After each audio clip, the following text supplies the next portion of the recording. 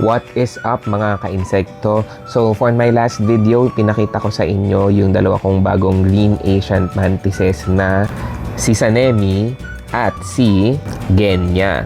Ultimately, ang goal ko talaga is maalagaan sila ng maigi and syempre, maparami ko sila. And para magawa ko yun, syempre, kailangan meron akong steady na supply ng pagkain para sa kanilang dalawa. Kaya, napagdesisyonan ko na rin na mag-breed ng lats bilang kanilang main food source. And in this video, papakita ko yung mga ginawa ko para makapag-breed ako ng lats for my mantises. Let's go! Ang first step talaga dyan is syempre dapat makakuha muna kayo ng mga lats na pararamihin. Maswerte lang ako dahil yung pinagbilan ko, nagsama na siya ng lats na konti para maging pagkain ng mantises ko for the next few days. Pero tatry ko na paramihin na lang yung lats na yun para hindi na ako bili ng bili next time. Next is yung enclosure naman. So wala akong nakatambak lang dito sa bahay na ganyang kalaking enclosure kaya bumili na lang ako. Bumili na kayo ng medyo malaki kasi alam ko ito mga lats na to pag nagsimula ito mag-breed tuloy-tuloy na so mabilis silang magiging overpopulated sa maliit na enclosure. And yan, syempre binutas-butasan ko ulit yung paligid niya. Pati yung ibabaw, binutasan ko na din. Kasi syempre, kahit mga lats lang yan, kailangan maganda pa rin yung circulation. Kasi kapag masyadong naging humid, pwede magkaroon ng mold at pwede nilang ikamatay. Sayang naman, hindi na ako makakapag-breed, di ba?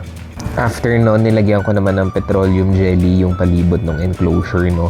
Yung petroleum jelly, ang purpose niyan is para hindi makagapang yung ipis paakyat doon sa lid at hindi sila makatakas. Hindi sila kasi nakakakapit sa petroleum jelly, kaya yan yung usually na itinapahid sa palibot para hindi sila makalabas doon sa cage nila. Tapos naglagay ako ng oatmeal. Bali yung oatmeal yun yung magiging dry food pati bedding na rin nung kanilang enclosure. Ang purpose naman nito is just in case makalimutan yung pakainin sila ng mga magandang produce, meron pa rin silang pwedeng kainin pag nagutom sila. Eto, nagkamali ako ng ginawa dito. Hindi ko kasi alam kung saan maglalagay ng tubig. So yung parang takip na lang nung dating enclosure ng mga mantis. Yun na lang yung ginamit ko. Pero actually, pwede naman kumuha ka na lang ng mga fruits na medyo moist tulad ng apple, banana, carrots, ganyan. Kasi pwedeng yun na rin yung source of water nila.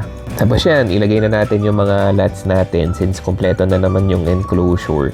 Nakalimutan ko pala sabihin, make sure na meron silang parang lungga. Ang pwedeng gamitin dito is mga egg crates or yung pinagrolyohan ng mga resibo.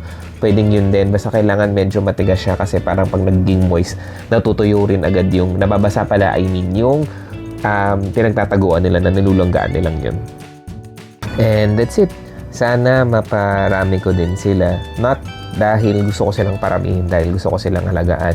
Pero syempre, para makatipid din ako sa pagbili-bili ng mga feeder na ipapakain natin kay Sanemi at kay Genya. Yun lang. Stay tuned for updates. Bye-bye!